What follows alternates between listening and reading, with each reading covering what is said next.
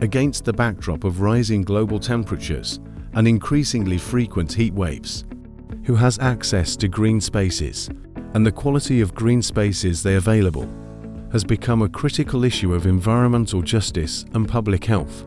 We explored how unequal access to urban green space in Marrakesh exacerbates heat-related health risks, and examined how inclusive green space design and climate policies can strengthen the city's resilience to climate change and help tackle urban health challenges through on-site observations, temperature measurements, and interviews with residents. We investigated 6 urban green spaces with varying vegetation structures and spatial characteristics. Our goal was to understand how green space features influence heat exposure experiences, and to consider how more inclusive planning and policy could help Marrakesh adapt more equitably to a warming climate. In the summer, surface temperatures can easily exceed 50 degrees Celsius.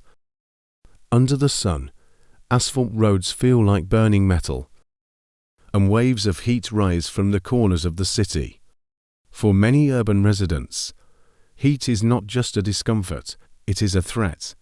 During extreme heat, symptoms such as heat stroke, shortness of breath, especially among the elderly, children, pregnant women, and outdoor workers.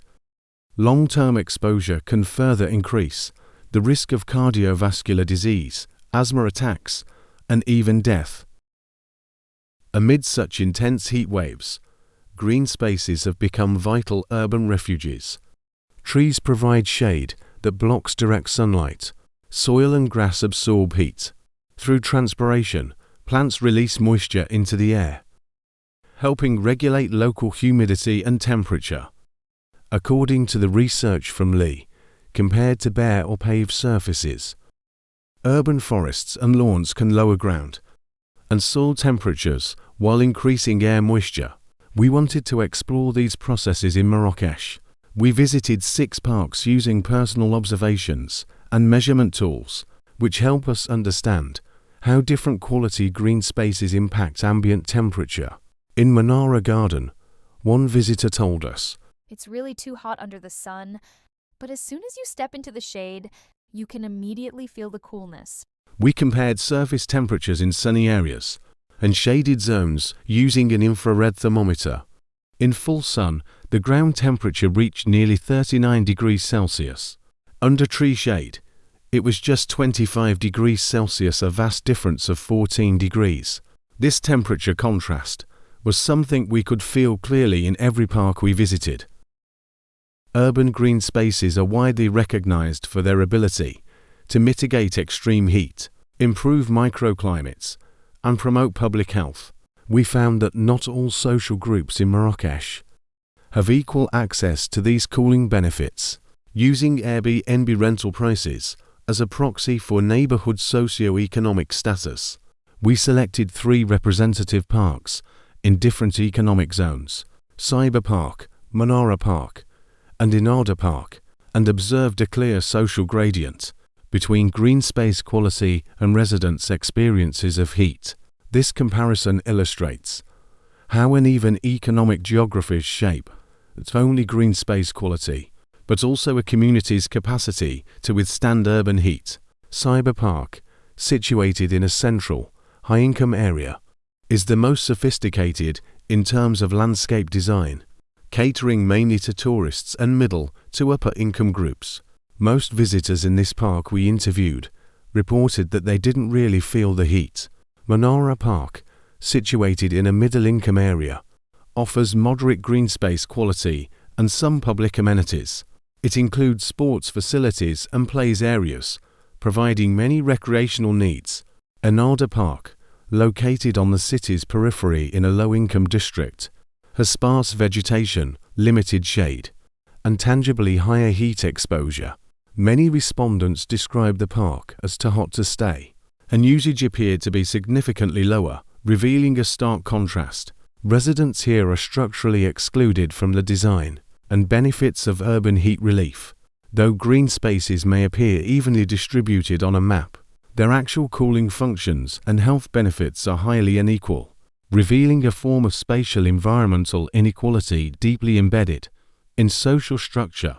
We also noticed a visible decline in foot traffic from the city centre toward peripheral parks. Cool, high-quality green spaces seem to be the exclusive domain of specific communities.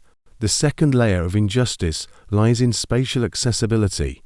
This openness reflects the apparently universal promise of public space. In interviews, almost every participant began by saying that, "I live just around the corner. This park is open to everyone. Everyone is welcome here." This tells us that, despite the promise of equality of green space provision, green spaces serve their local residents more than they serve the city as a whole. Physical distance and transport access shapes who can actually access these spaces. One street vendor put it most directly, "I live far away. I have to take a taxi just to get here." Our interviews reveal an overlooked but critical truth. Even if parks are open to all in name, the cost and effort of transportation effectively excludes many low-income or remote residents from regular access to high-quality spaces. Some parks in our study closed as early as 6 p.m., while others remained open 24 hours. This makes a real difference too. Ability of many to access the cooling benefits of green spaces. We found that inconsistent opening hours create temporal inequalities in access. What appears to be neutral park regulation can invisibly limit who can benefit from the health assets of green infrastructure. The final form of injustice is institutional, as one policymaker told us.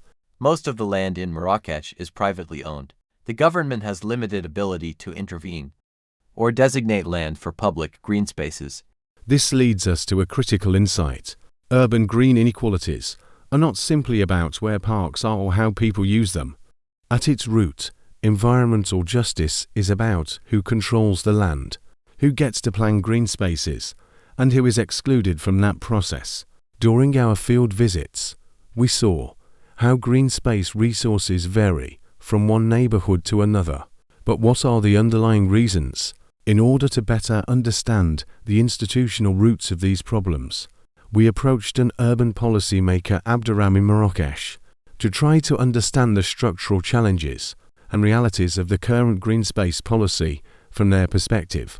The content of Abderrahim said, "In planning public parks, population density is considered a key factor in determining their quantity and distribution in new development. When it comes to private spaces, the government's capacity is significantly limited. For private developers, the requirement is to include at least one green space in the project.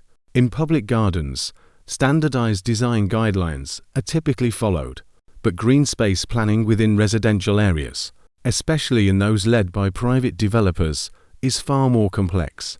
International research has already shown a strong correlation between access to green spaces and socio-economic status. As we have shown, low-income groups face greater difficulty accessing good green areas and enjoying their cooling benefits.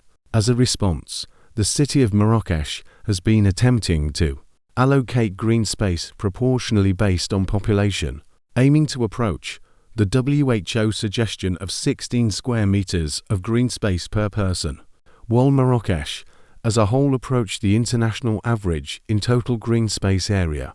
The spatial distribution remains uneven. This all amounts to a situation of environmental and heat injustice. The government has encouraged residents to participate in greening efforts by planting herbs or trees in their own homes. This form of participatory gardening culture potentially offers a more inclusive approach to green space development, helping to partially address imbalances in farm or green infrastructure. Under the dual pressures of climate change and urban expansion, Marrakesh faces unprecedented health challenges. Green spaces are not decorative features. They are essential buffers against extreme heat and vital safeguards for public health. Although city parks are open to all in principle, economic and geographic lines still invisibly divide access, reproducing existing injustice.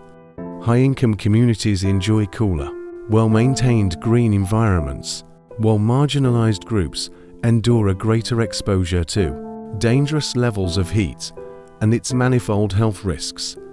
Private land ownership and high-density development have constrained the expansion of public green space, yet the city is not standing still.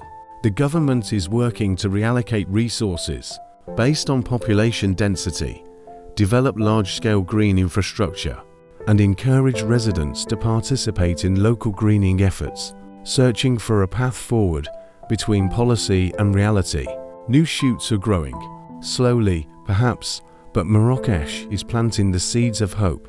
A future city where, even in the face of rising heat, more people can find a place in the shade.